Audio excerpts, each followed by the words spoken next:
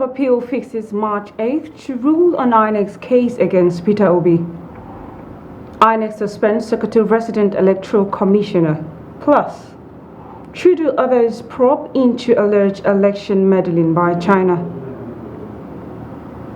Hello, this is News Live on Viewer Television. I am Patient CD.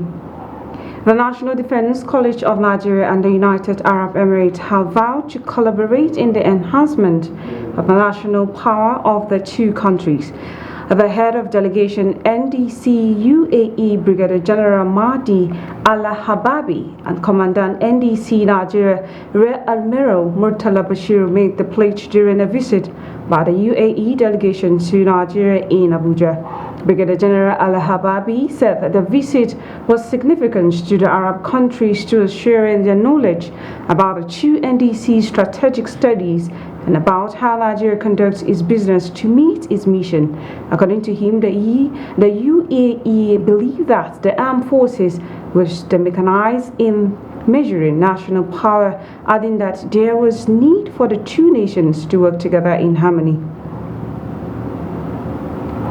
The Court of Appeal sitting in Abuja has fixed Wednesday, March 8 to consider the merits of the application the Independent National Electoral Commission (INEC) filed to be allowed to configure or reconfigure the Biometric Voter Accreditation Center system BVAS. It is used for the February 25th presidential election. A three-member panel of the appellate court on Tuesday adjourned to rule on the applications to conduct the physical inspection of all the BVAS that had used for the presidential poll. Recall that OBI and Labour Party, through their team of lawyers led by Onyechi Apazu, said the essence of the application was to enable them to extract data embedded in the BVAS, which represented the actual results from polling unit.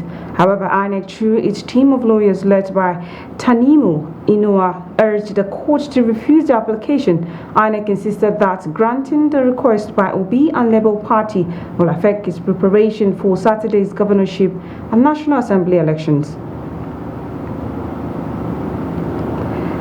A Federal High Court sitting in Kano and presided over by Justice Mohammed Nasir has granted 500 million bail for the House of Representatives Majority Leader Al-Hassan Ado Dogua and two shorties in Laksum. The police said Dogua was remanded in Goron Duse Kano Correctional Center over alleged electoral violence during last Saturday's presidential and National Assembly elections. He is standing trial for alleged criminal conspiracy, illegal possession of firearms, culpable homicide, and breach of people peace. 3 persons were feared dead when suspected political thugs set ablaze the campaign secretariat of the New Nigerian People's Party in Tudunwada local government area of Kano State during the presidential and National Assembly polls. Also, 2 persons in a stationary vehicle inside the building of the campaign office of the House of Representative candidate of NNPP were reportedly burned to death. The All Progressive Congress has appointed 12 senior advocates of Nigeria to defend the mandate of its presidential candidate Bola Tinubu in the just concluded polls. The highly controversial election result has caused 2 major opposition contenders in the race, Peter Obi and Atiku Abubakar, to head to court to seek redress. Tinubu polled 8.7 million votes in 12 of the Nigeria's 36 states, almost 2 million votes more than his closest rival, former Vice President Atiku Abubakar of the People Democratic Party. The candidate of the Labour Party, Peter Obi, finished the race with 6.1 million votes. Both Atiku and Obi have rejected the outcome of the election, vowing to challenge the result in court. However, the ruling party says it was willing to meet the parties in court. The party's national legal advisor, Ahmed El Marzouk, released a 13-man list comprising 12 senior advocates with a legal icon, Wale Olanipekun, as the lead counsel to the ruling party of the Presidential Election Tribunal. The Independent National Electoral Commission has issued certificate of return to winners of the February 25th, 2023 senatorial elections in Nigeria. The chairman of INEC, Mahmoud Yakubu, made the presentation at the National Collation Center in Abuja. Yakubu had on Saturday said winners were declared for 423 legislative seats, indicating that supplementary elections will be conducted in 46 other constituencies. The elected legislators include 98 and out of 109 Senate and 325 out of 360 House of Representatives seats. 7 parties won in the Senate, while 8 parties won House of Representatives seats. House of Representatives elects are expected to receive theirs on Wednesday at the same venue. When News Live returns, the Independent National Electoral Commission has suspended the resident electoral commissioner in Sokoto State, Dr. Nura Ali, with mandate or immediate effect. Details of these and more comes to you right after the break.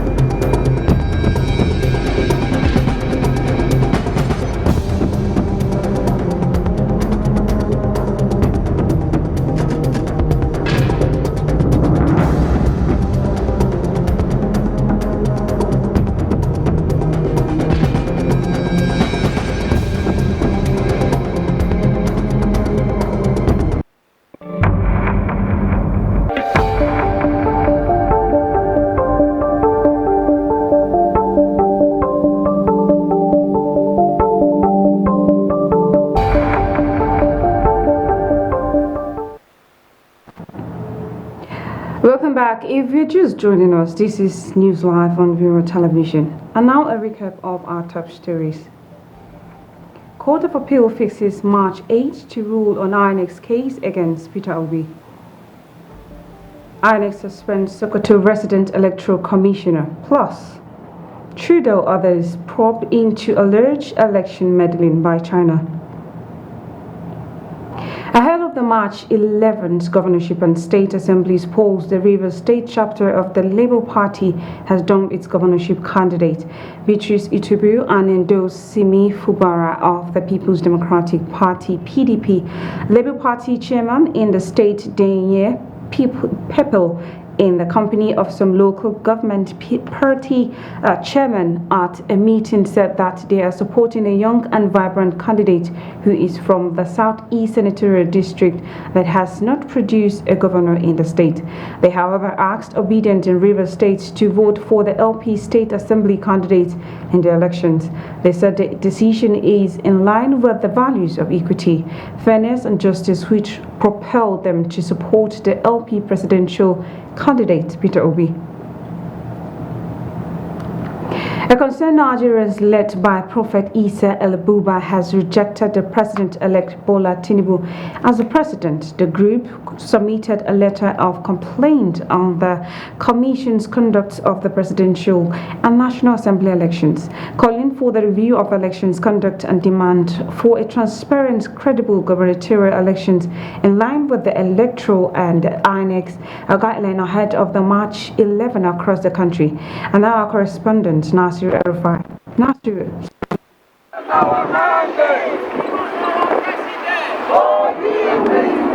These are concerned Nigerians on a peaceful protest in respect to February 25th presidential and National Assembly elections.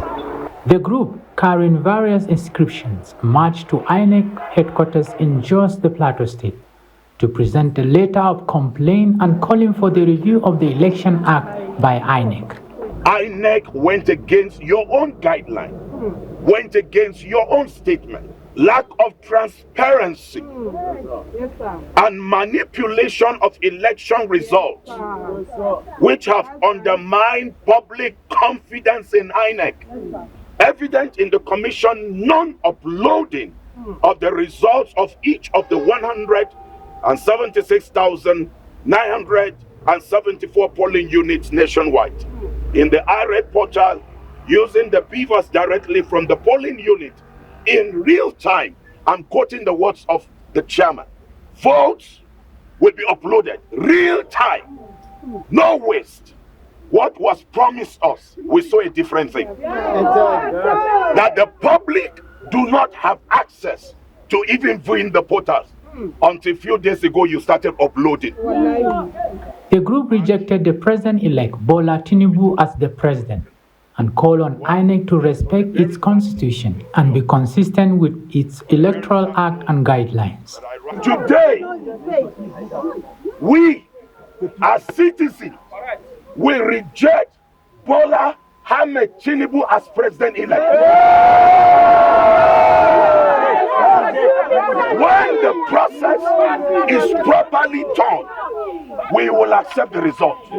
We admonish you, the chairman of INEC, to do the needful. Yes, sir. It is not over. Not over. The people know it, and the people will speak at the right time. Yes. A representative of the resident electoral commissioner in Plateau State, Chinyere Okoye, while receiving the letter, assured of submitting the letter to the right authorities. On behalf of the resident electoral commissioner, Dr. Oliver Teso Agundu, I've received your letter of complaint for onward transmission to the chairman, Professor Mahmood Yakub. I want to also commend you for your peaceful disposition. I'm happy the way you're going about this. Thank you. And I assure you, man of God, that this letter will get to the right table. The group is the first in Plateau State to protest since the announcement of Bola Tinubu as the president-elect. Through this peaceful protest and the submission of the letter, the group hope that their voices will be heard by INEC chairman for prompt action. Nasru Seidu, VOA TV News, Jos. The Independent National Electoral Commission has suspended the resident electoral commissioner in Sokoto State, Dr. Nura Ali, with immediate effect. The suspension was announced in a letter signed by INEC'S Secretary Rose Olaran Anthony, addressed to both the resident electoral commissioner and the administrative secretary in the state. According to the letter, Dr. Nura Ali has been directed to stay away from the commission's office in Sokoto State until further notice. While the reason for the suspension was not explicitly stated, it was gathered that the decision may be connected to the recent allegations of the irregularities in the just concluded elections in the state. The Administrative Secretary, Hajia Aliu Kangiwa West, has been instructed to take full charge of INEC in Sokoto. The Southern Kaduna Youth Stakeholders Forum has endorsed the gubernatorial candidate of the All Progressive Congress, Senator Uba Sani, and his running mate Hadiza Balarabe for March 11th governorship polls. Addressing a press conference in Kaduna, the chairman Southern Kaduna Youth Stakeholders Forum, Samuel Kure, described Uba Sani as the best candidate to deliver if voted for. He appealed to the people of Kaduna State, especially Southern Kaduna, to come out in mass and vote Uba Sani and Hadiza Balarabe as a joint gubernatorial ticket for the massive rural and urban transformation. The Southern Kaduna Youth Stakeholders Forum have adopted Senator Uba Sani, the candidate of the All Progressive Congress, as our preferred candidate for the March 11th, 2023 gubernatorial election in the state. We as people have played the opposition role for long and have not benefited from it.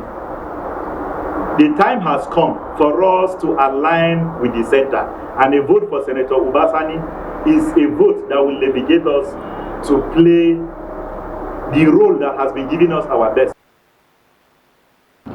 Speaking on Senator Sani's performance at the National Assembly, Kure said the APC governorship candidate, as the first-timer, sponsored many bills and initiated human development programs which have direct bearing to his constituents. The numbers, that's our voting strength, to equally mobilize as many voters as possible to see that he comes out victorious. We are going to prove a point that we are neither a people of ethnic nor religious biases. Thirdly, we are going to engage him even after he has won and subsequently sworn in to make sure that he delivers his promises made to the people of Kaduna State, especially the Southern Kaduna people.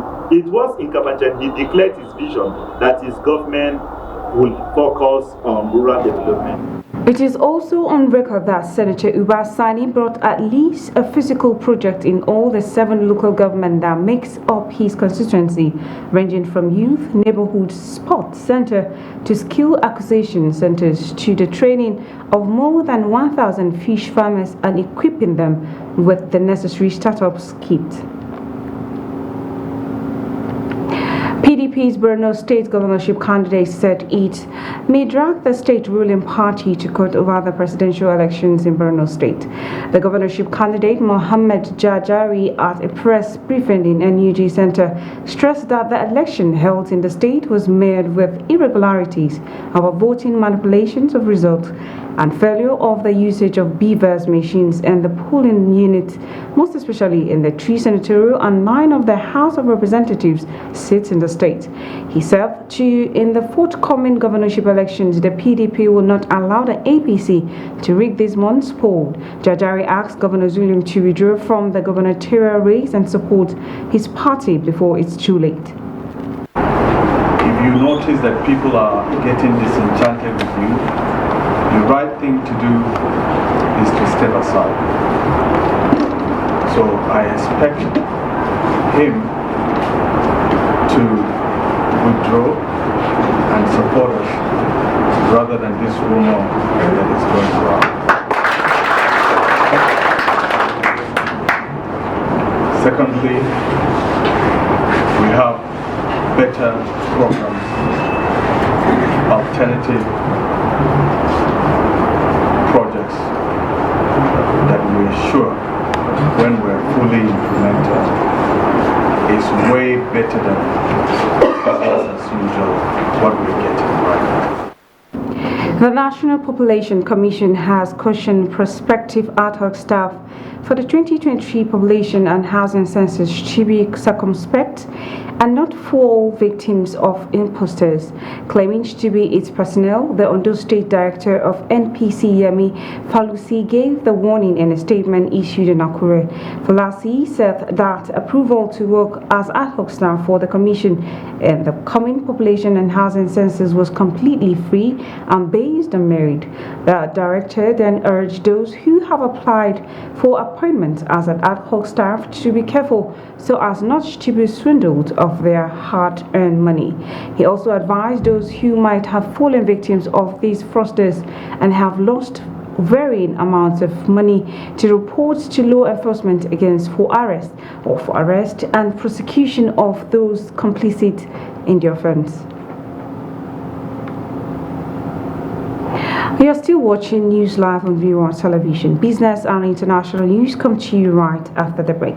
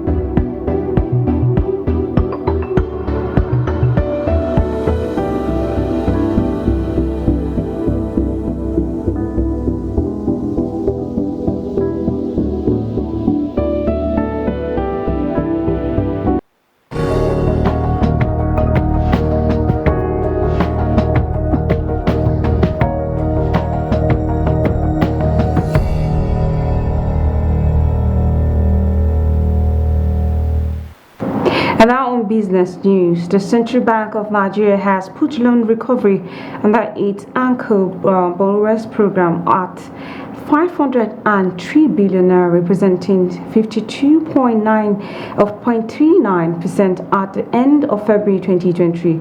Disclosing this in a statement by the Acting Director of Corporate Communications Department of CBN, Dr. Abdul Mumin Isa, said the Apex Bank remained committed to its developmental mandate of stipulating access to finance for the real sector of the economy.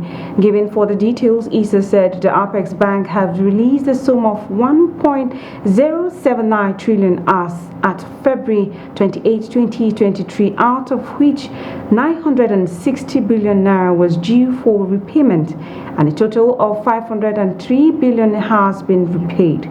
He added that the CBN ABP has supported about 4.57 million smallholder farmers at the end of February 2023 who cultivated over 6.02 million hectares of 21 commodities across the country. The federal government recorded 7.34 trillion fiscal deficit between January 2022 and November 2022. According to figures obtained from the Central Bank of Nigeria, the CBN revealed this in the statement presented by a member of the Monetary Policy Committee, Mike Obadan, at the last MPC meeting in January. Speaking on the fiscal operation of the government, Obadan said it has continued to elicit serious concerns considering the growing yearly fiscal deficit and their implications for public debt accumulation. He said that the Nigerian economy was highly challenged in 2022 as reflected by weakening growth performance, high and escalating inflation, foreign exchange market pressure, and depreciating exchange rate, ballooning fiscal deficit and public debt, and expanding money supply, among others. Microeconomic performance in the country, he said, had continued to be impacted by spillovers from the major economies. Dangote Sugar Refinery PLC has reported a profit before the tax of 82.3 billion in the year ended December 31st, 2022, indicating an increase of 142% against 34 billion naira recorded in the corresponding period in 2021. According to the annual report of the company, all the performance indicators were on the upswing as revenue rose by 45% to 403.52 billion from 278.05 billion, while earnings per share rose to 451 kobo per share from 182 kobo per share, an increase of 269 kobo or 148%. Meanwhile, DSR is significantly scaling up its investment in the sugar subsector in line with the requirement of the Nigerian Sugar Master Plan.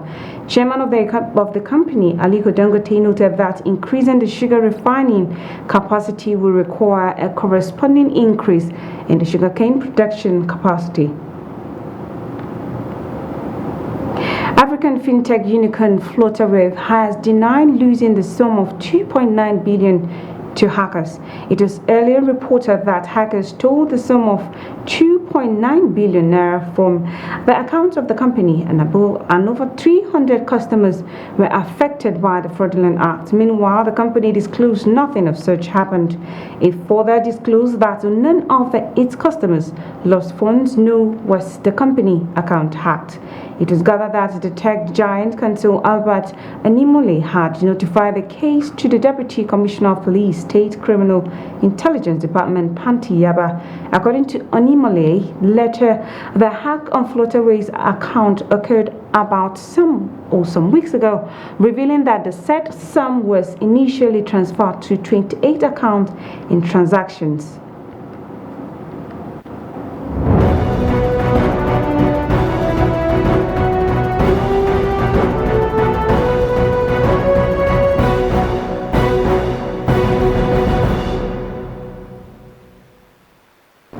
And now on the international scene, the Canadian Prime Minister Justin Trudeau has called for a review of foreign interference in his country's elections and will appoint an independent special investigator to probe alleged Chinese meddling in Canada's polls. Trudeau has come under pressure to act amid Canadian media reports citing anonymous intelligence sources that detailed alleged schemes run by China to influence Canada's elections in 2021 and 2019. The Globe and Mail newspaper reported that China preferred to see Trudeau's Liberals re-elected in the 2021 elections and the hard work to defeat conservative politicians considered unfriendly to Beijing. The Prime Minister said he had asked legislators in the Parliament National Security Committee to launch an investigation to assess the state of foreign interference in the country's federal electoral process. And now Japan's second attempt to launch its next generation H3 rocket failed after liftoff, with the space agency issuing a to destruct command after concluding that the mission could not succeed. The failure is a blow for Japan's space agency JAXA, which has billed the rocket as a flexible and cost-effective new flagship. But the first launch was delayed by several years and then failed on a first attempt last month when the solid rocket booster did not ignite. Tuesday's launch from the Tanegashima Space Center in southwestern Japan initially appeared to be a success, with the rocket lifting off at 10:37 a.m. There was no immediate explanation for why the launch failed, though JAXA is expected to hold a press conference later. At least 15 people have died in two landslides triggered after 6 days of torrential rains hit villages on an island in Indonesia's remote Natuna Regency. Rescuers were still searching for 42 missing people trapped in about 27 houses that were buried under the mud after the landslide. Dozens of soldiers, police, and volunteers are searching in the Genting and Pakalan villages on a remote island surrounded by choppy waters on high waves in the Natuna Group at the edge of the South China Sea. Natuna's disaster agency said rescue pulled 8 injured people from the landslide, 4 of whom were in critical condition and were rushed to a hospital in Pontianak City. An estimate 12,000 Rohingya have been left without shelter after a fire tore through parts of a cramped refugee camp in southern Bangladesh, destroying health centers, learning facilities, and mosques. The fire broke out at Camp 11 of Cox's Bazar refugee camp, which is home to more than 1 million Rohingyas refugees, including 700 who fled their home country, Myanmar, after a brutal military crackdown in 2017. Tin Nguyen, whose home was destroyed in the blaze, said the fire began at about 2:40 p.m. His 2 young children were out playing at the time. The family spent Monday morning cleaning the burnt debris that was once their shelter and fixing a temporary roof. Fires are a frequent problem in the camps where people live in extremely cramped conditions in flimsy bamboo and tarpaulin shelters. Rohingya are also confined to the camps, ringed by barbed wire fence.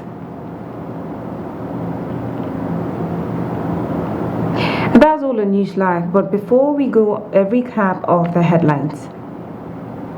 Court of Appeal fixes March 8 to rule on INEC'S case against Peter Obi. INEC suspends Sokoto President Electoral Commissioner. Plus, should do others probe into alleged election meddling by China. Many thanks for watching. I am Patient City. Please stay tuned and enjoy the rest of our programs.